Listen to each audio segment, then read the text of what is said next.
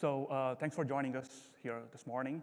I'm Srini Nirmal Gandhi. I'm from the Heroku product marketing team. With me here is... I'm Sauju. I'm a senior software engineer at Heroku. So today we're going to talk about how to deploy a microservice-based high-compliant app on Heroku. And just to set the context, we're not going to be talking about the pros and cons of why would you need microservices or any microservice-based architecture in the applications.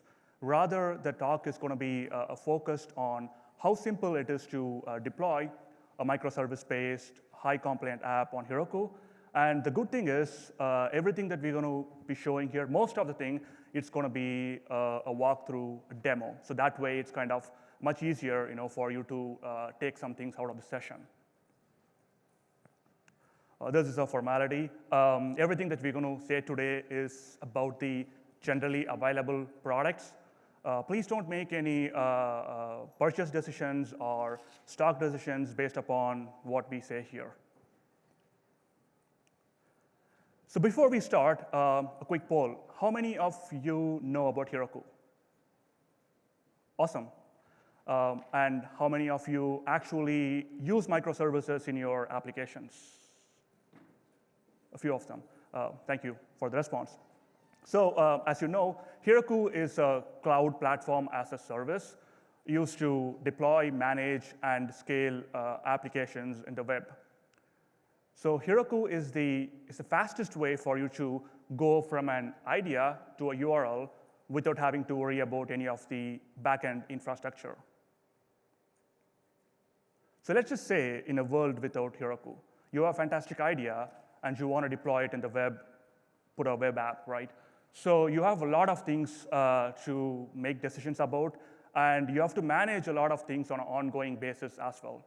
Starting from which infrastructure provider you may want to use, what is the OS setup that you're going to use. Let's say if you're going to use a VM or containers, let's just say if you're going to decide with the containers, how are you going to actually deploy the containers, right? Is it going to be Docker?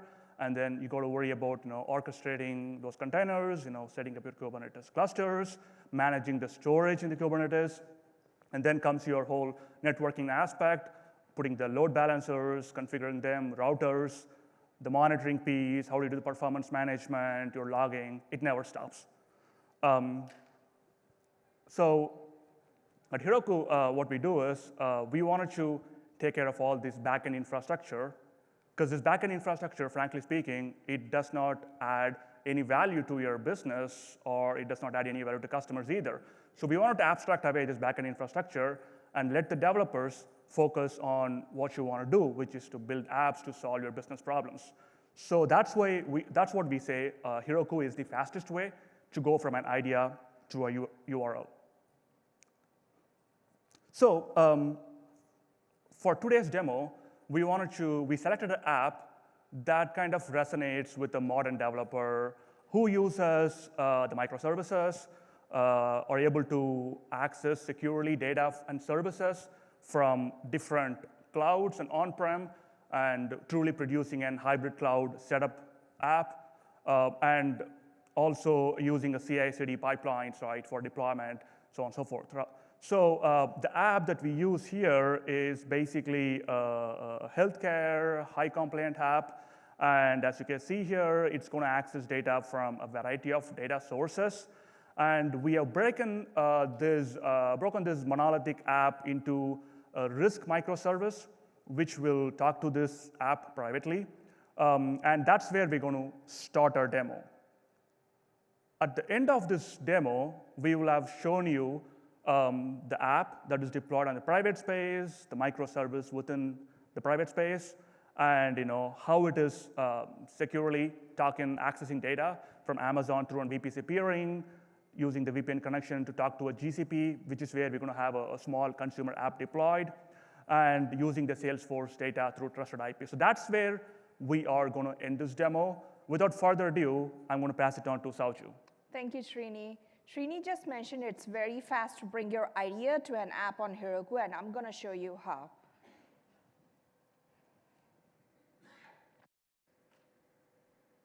Here is the dashboard for an app that's been deployed on Heroku. This app has two environments, staging and production. I can go to the app directly from the dashboard with just a button click. Here is the physician app that Srini was mentioning. This app has patients' data, and it's deployed on Heroku. Let's say my product manager comes to me and asks me to make a change to this app. They want this risk column on the right side to be color-coded. They want to color code because they want to distinguish the risks pretty easily. As a developer, I need to go to the code base to make this change. I can go to the code base from the dashboard with, again, just a button click. I'm going to make this change.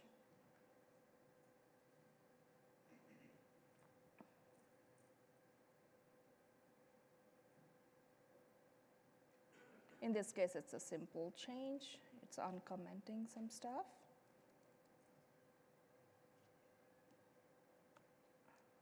I give a name to my commit. I create a new branch. I propose this file change. And I send the pull request. What happens after this in a typical development workflow? I send the pull request. I get my code reviewed by my engineering team. And if it's OK, I schedule a time with the product manager and the QA engineer and make sure both of us are available. And I pull this up locally on my machine, and I share it with them in person or via screen share, and to make sure I've implemented what they wanted. And this requires a lot of coordination and having people available at the same time. With Heroku, we have condensed all these collaborative steps into just like one single step. So I can go to the dashboard now, and I see a left column here. It says Review Apps. A review app is an app that's built with exactly the same environment settings as staging, but with just your changes that you have sent on the pull request. And as you can see, this review app has been just built, and it's deployed right now. And I can go to the app with just a button click. And here is the URL for the app, and I can share this URL with my product team and get the feedback asynchronously. Now you have seen how easy it is to collaborate with Heroku. Let's take a look at the production environment for this app. So this app is in a production environment, and it is in a private space. And this private space is located in Frankfurt. I know that because I created it, but it also has a -fr title. But I know this app is part of a private space is because there's a little chevron icon to the right of the title. Let's click through that. So a private space is an isolated environment of apps which is highly secure and with greater network control. That means if you have a private space and if you have apps in the private space, all the data from the apps comes from that particular private space. Why is this important to me? Because this is patient data, and it needs to be compliant, and this is important. So let's go back to the dashboard where my pipeline is. So business is growing, and I want to expand my app not just in Frankfurt, but also across the world. I want my app in Tokyo, and I want my app in Oregon. How do I do that? I create a private space in Tokyo, and I deploy my app to the private space in Tokyo. And I create a private space in Oregon, and I deploy my app to the private space in Oregon. Let's take a look at how you could do that. You can go to your team, and you can click through the Spaces tab. You can click through New Space, give the space name, Health Demo Tokyo, give the space region. We support 6 regions so far. Tokyo. And then we enable if it's a Shield private space or not. A Shield private space is more compliant, and we have our compliance story here at Heroku/compliance, and you can take a look at all the certifications. And you click through that, and you create a private space. I'm not going to do that because it's going to take a few minutes right now. So I go back to my dashboard again. And for the sake of this demo, I've already created an app in Tokyo, and I've already created an app in Oregon. And I add that app to my pipeline here.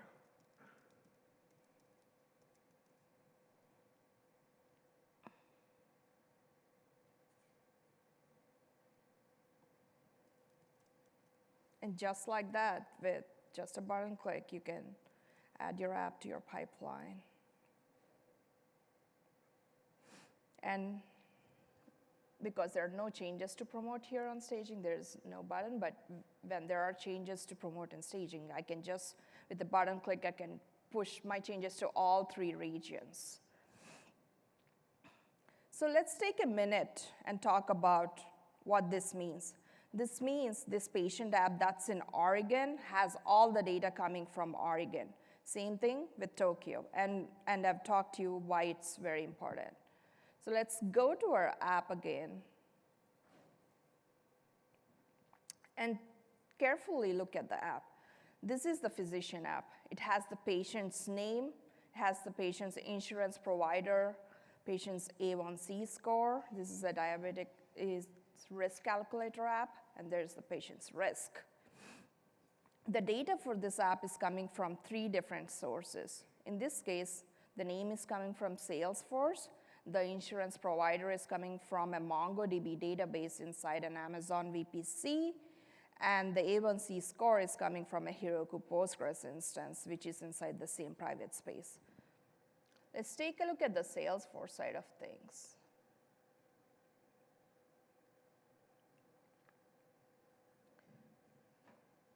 As you can see, Salesforce requires you to list the IP addresses from which you're accessing its data. With private spaces, you can get the list of IP addresses from which your traffic is originating from. So how can I find that out? I can go to the private space, again by clicking the chevron icon, and I go to network. And here, under space outbound IPs, I have the list of IP addresses from which my traffic is originating from. And as you can see, these IP addresses match the same IP addresses here. And that way, we established a trusted connection. Let's take a look at the MongoDB database inside the Amazon VPC.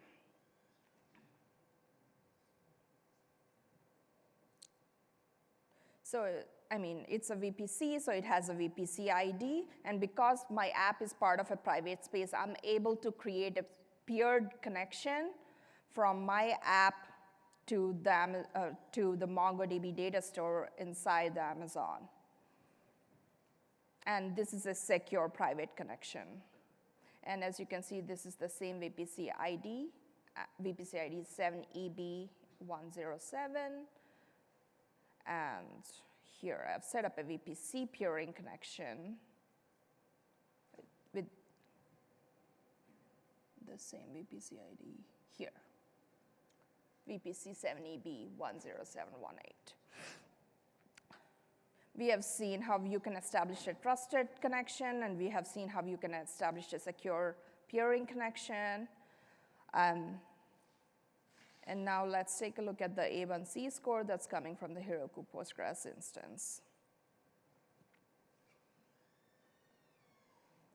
So this app has 2 Postgres instances. I added one extra yesterday for testing, but this Postgres instance lies within the private space app, and again, for the data locality of the private spaces, it's important. And it's pretty easy to add a new data store. You just search for it, and then you click whichever you want. and you provision it, and boom, it's like there. So your user base is growing for this app. Like many engineering organizations, your app has reached its scalability limits. What do? This is a monolith. Your engineering team decides to pull out parts of this code into a microservice, and they have decided the risk calculator portion of this code is the ideal candidate to pull out as a microservice. They have pulled it out, they have deployed this app on Heroku. And here is the link to that app. And they have deployed this microservice app inside the same private space. I know that because it has the same name here. This app is a little special. Why is it special? It's because it has a tag called internal. An internal app is an app which can only be accessed through a private network. That means any external traffic cannot access the app. If I open this app here, it's going to time out. You cannot access it.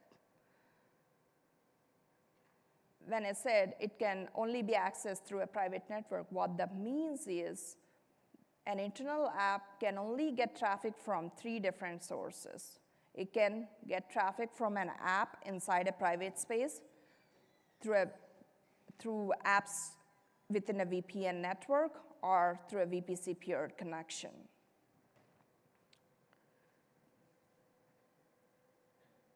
Now that we have a microservice, that means it's for reusability. You can build more apps based on that.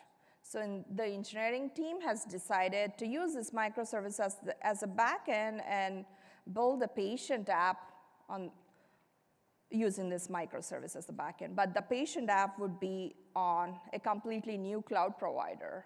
It would be on GCP. So they have deployed this app on GCP. And here is the patient app. Let me look at it. This is the patient side of the app. And all it says is as long as I put my A1C score, gives me my risk.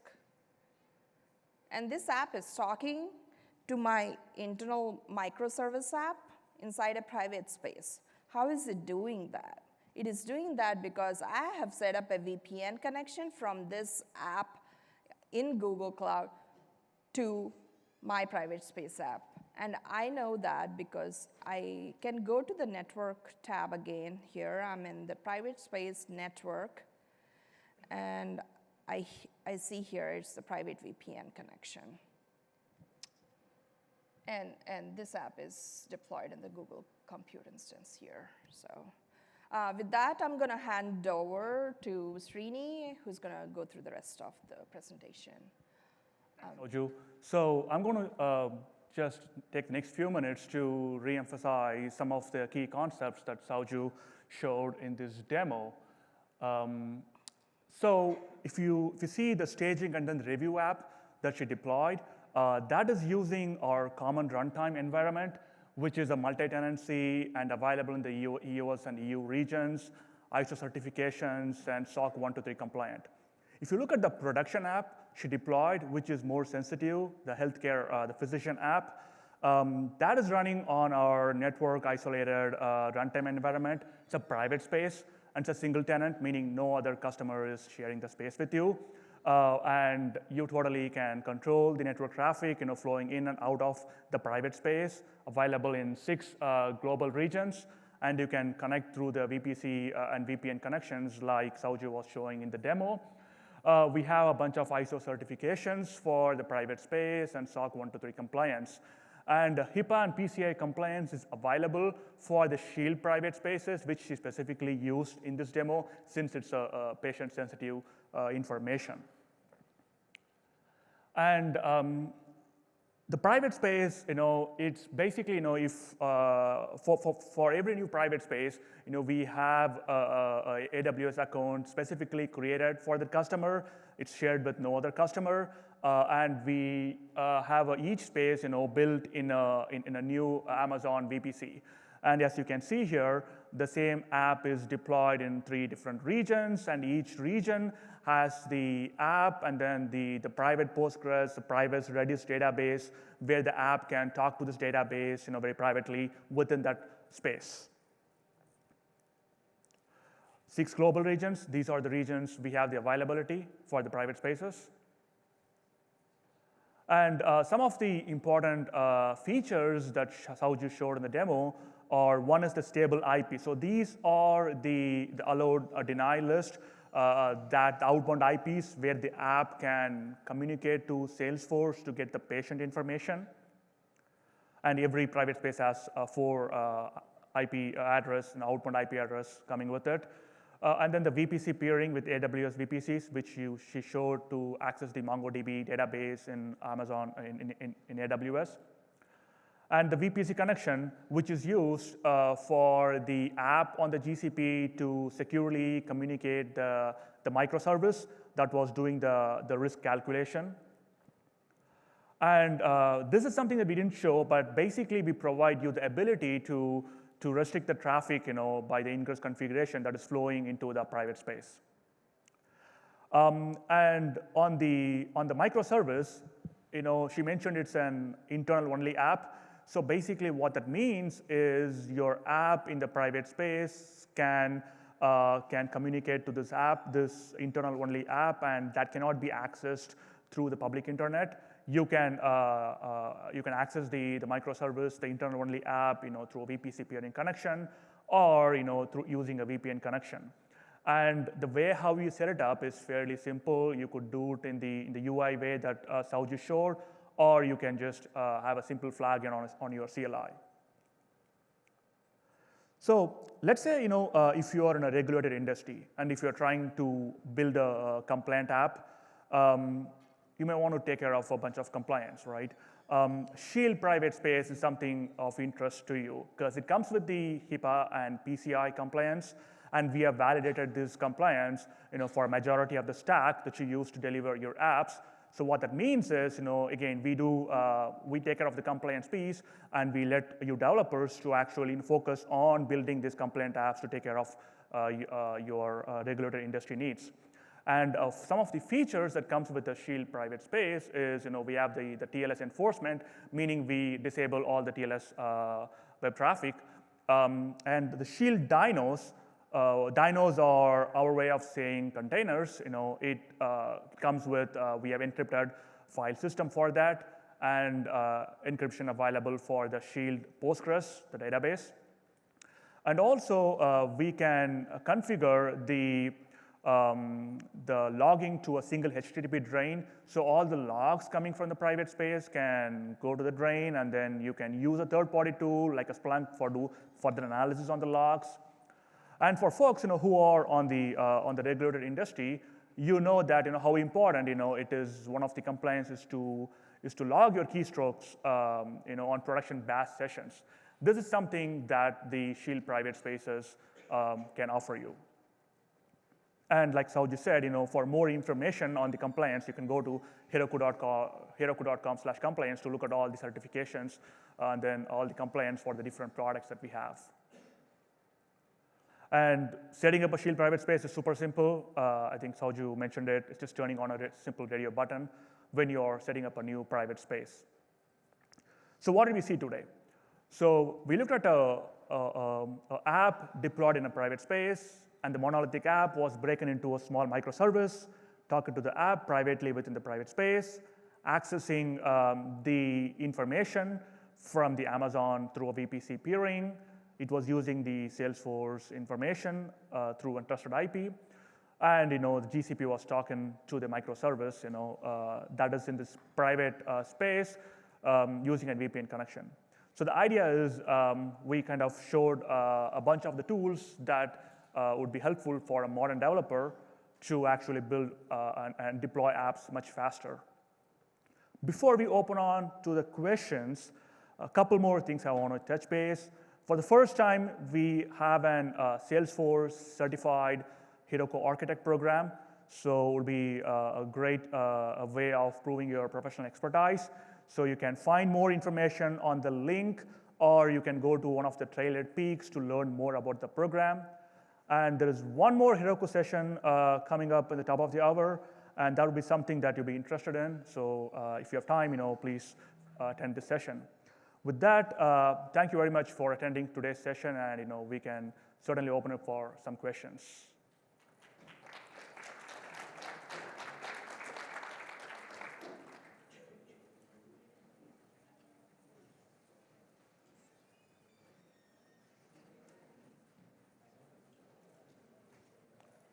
Okay, thank you very much. Thank you. Oh, you have a question, please. Do you mind using the mic so everyone can hear? If not, I can certainly hear, Okay, thank you.